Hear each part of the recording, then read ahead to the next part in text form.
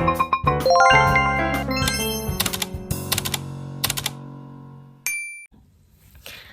teman-teman, kenalin nama aku Naraniswatu Nuhaidina.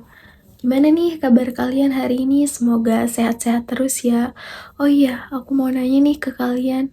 Pernah gak sih kalian tuh ngerasa kesepian, ngerasa sendiri, entah itu di rumah ataupun di sekolah? Kalau aku sih pernah ngerasa yang namanya kesepian, sendiri, pas waktu SMA. Jadi aku mau cerita sedikit nih tentang pengalaman aku pas SMA dulu. Jadi pas lulus SMP tuh aku kan kayak excited banget gitu mau masuk SMA karena aku tuh mikirnya di SMA ini karena SMA aku di kota dan juga lumayan banyak orang tahu, aku mikirnya pasti kalau aku masuk SMA ini temen-temen aku tuh banyak dari kota ini, kota inilah.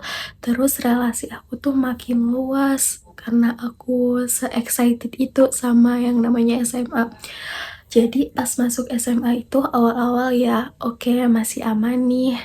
Terus beberapa minggu udah mulai beradaptasi, udah bisa. Pernah waktu itu kan di sekolah aku tuh ada ekskul basket, jadi aku ikut ekskul basket itu. Terus ada salah satu teman kelas aku juga yang ikut ekskul itu. Jadi pernah pas latihan sore bareng. Terus aku duduk nih sama temen aku kayak gitu, kayak ngobrol awal-awal gitu. Terus abis itu pas aku duduk, temen aku kayak lagi main bola basket gitu karena belum ada coach juga kan, jadi masih santai. Habis itu kayak di HP temen aku ada notif. Nah kan karena aku sama temen aku belum terlalu akrab gitu, jadi aku kayak basa-basi gitu. Terus aku ngomong gini ke temen aku, boleh pinjem HP-nya nggak? Gitu. Oh iya boleh, pakai aja kata temen aku. Habis itu aku ngeliat ada notif WA nih karena pas udah berapa minggu sekolah nih, pas kelas 10 tuh itu kan kayak udah ada grup kelas gitu, aku udah masuk juga ke grup kelas itu dan temen aku juga udah semuanya masuk. Nah setelah aku lihat di HP temen aku ini ada grup, aku kan gak sengaja buka WA-nya, jadi mohon maaf. Tapi dari situ aku tahu, oh kok ada grup baru ya, kata aku. Aku lihat nih anggotanya siapa aja. Oh, kok ada teman aku yang ini yang bikin grup kelas. Jadi habis itu aku lihat nih siapa aja. Loh, kok cuman ini aja yang masuk? Aku berharapnya tuh masuk ke grup itu karena kayak aku udah mulai bisa beradaptasi. Karena dulunya aku seintrovert itu, tapi semenjak mau masuk SMA, aku mikir karena dari berbagai kota teman kelas aku, jadi aku harus bisa mulai beradaptasi, bisa mulai ngajak ngobrol duluan, udah gak boleh introvert lagi. Udah nih, abis lihat itu aku kayak diem bentar. Terus abis itu pas temen aku balik, aku langsung kembali ke halaman utama. Habis itu kayak aku pas pulang latihan kayak mikir gitu, kok itu aja ya yang masuk, kataku. Maksudnya kenapa orang itu aja yang masuk, kenapa aku enggak gitu. Habis itu aku kayak mikir, oh mungkin aku belum masuk kali ya. Tapi setelah berapa lama kemudian kelihatan yang makin akrab tuh itu aja. Kayak aku tuh kayak mau masuk nggak bisa gitu, mau masuk ke pertemanan mereka tapi nggak bisa, entah kenapa. Bukan karena aku nggak mau akrab, tapi mungkin emang aku nggak masuk ke kriteria pertemanan mereka. Terus abis itu kan di kelas aku tuh ada 13 cewek. Nah jadi setelah berapa lama tuh, semester 2 kalau nggak salah, atau lupa aku semester berapa. Terus di situ udah membentuk kayak circle gitu. Aku tahu circle tuh dari SMA. Nah, karena di 13 jadi circle-nya kayak 6 gitu. Ada 2 circle cewek nih. Satu gitu. Nyoba mulai akrab, nyoba mulai ngajak ngobrol. Nah, pernah pas COVID kan semester 2 tuh COVID kan ya. Habis itu kan di sekolah tuh sistemnya pembelajaran online kan. Nah, di situ aku mulai ngerasa kebingungan nih karena aku udah tahu yang akrab tuh itu aja, yang punya circle ya 2 orang tadi, 2 circle tadi, aku kayak sendirian. Habis itu aku pas udah dikasih tugas nih sama guru aku nggak paham gitu karena online kan, jadi kayak susah gitu. Aku nanya nih ke temen aku, "Kamu ngerti nggak tugas ini?" Terus temen aku nanya, "Oh nggak ngerti Ra, nggak ngerti," gitu. Terus nggak paham. Jadi aku mikirnya, "Oh belum paham ya, ya udah makasih ya," gitu. Habis itu pas aku nanya ke teman satunya sama lagi. Ya udah nih, aku kerjain sendiri aja walaupun gak ngerti. Sebenarnya kayak sedih aja gitu. Maksudnya aku tuh mikirnya pasti mereka nih tahu gitu. Apalagi kan mereka tuh ada circle rame-rame. Pasti salah satu mereka tuh ada yang ngerti, ada yang pintar. Aku kayak pengen tahu tugasnya tentang apa, caranya kayak gimana gitu. Karena kalau online tuh aku susah banget, susah paham. Aku sedih di rumah karena kayak aku nggak punya teman, aku mau nanya ke siapa? Aku nanya ke teman aja jawabannya kayak gini. Abis itu pas COVID udah mulai reda kayaknya di situ masuk seminggu berapa kali gitu aku lupa. Habis itu udah kelihatan banget nih akrabnya, yang akrab 6 orang cewek, 6 orang cewek. Ya udah itu aja.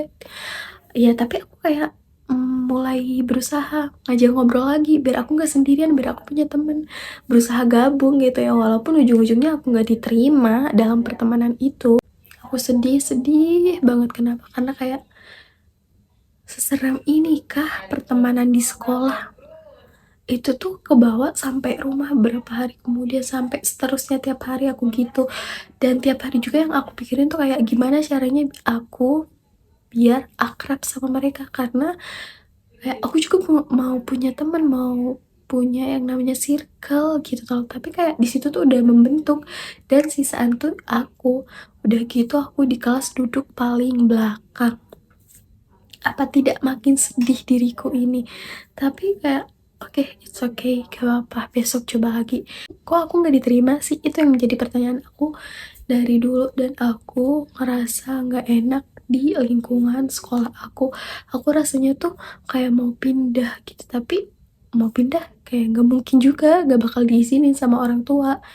Terus habis itu pas udah mau wisuda nih,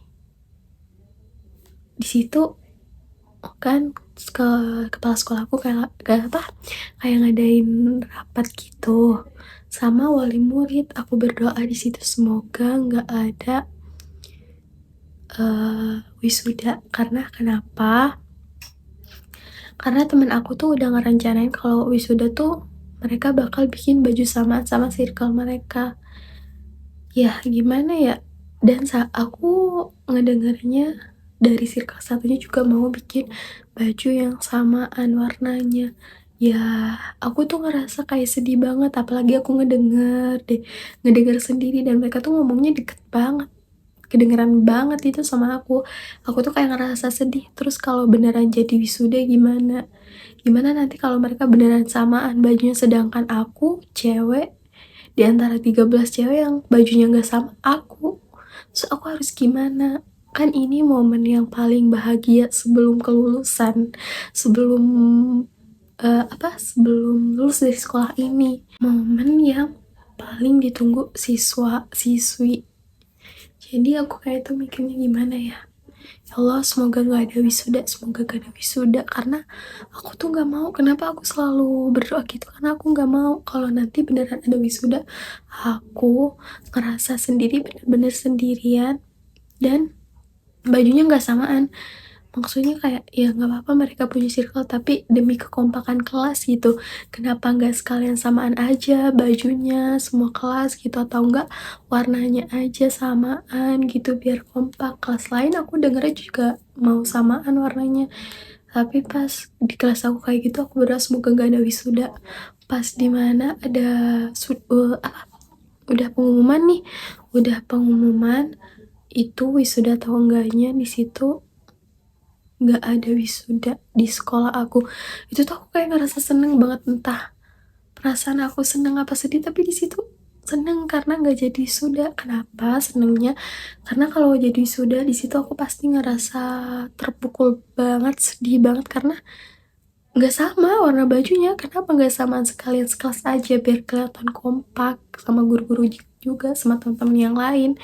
Tapi aku sedih juga karena di situ aku nggak ada foto wisuda. Tapi nggak apa-apa daripada aku sedih banget ngeliat wisuda yang aku warna bajunya beda sendiri. Dan di situ aku merasa kayak, ya Allah, terima kasih udah ngedenger doaku. Nah, jadi dari cerita aku tadi tuh, menurut aku pertemanan itu penting dalam perkembangan diri. Karena kenapa?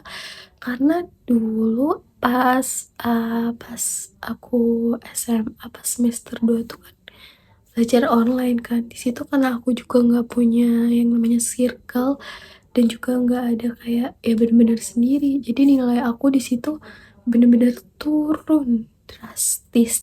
Kebersamaan ini juga sangat penting ya teman-teman, apalagi kebersamaan yang merekatkan pertemanan kita.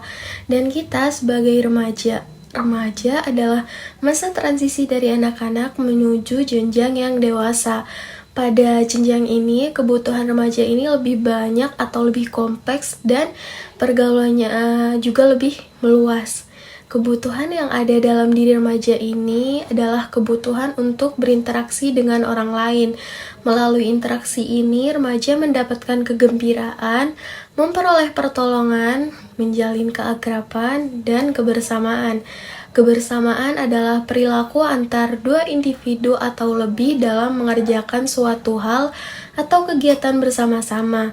Kebersamaan juga sangat penting dan sangat bermanfaat bagi para siswa, terutama dalam membangun bentuk kehidupan sehari-hari di sekolah. Kebersamaan memiliki unsur yang diciptakan setiap siswa, yaitu sehati, tidak egois, kerendahan hati, dan kerelaan dalam berkorban. Pertemanan yang luas sangat berpengaruh bagi kita, apalagi pertemanan ini akan memberikan kita sebuah informasi-informasi baru. Dan juga pertemanan merupakan dunianya para remaja. Sebagian besar remaja melewati kesehariannya bersama dengan teman sebayanya untuk membangun lingkungan sendiri dalam berbagai aktivitas. Perkembangan itu lebih banyak disebabkan oleh lingkungan sosialnya, terutama pertemanan dalam teman sebaya.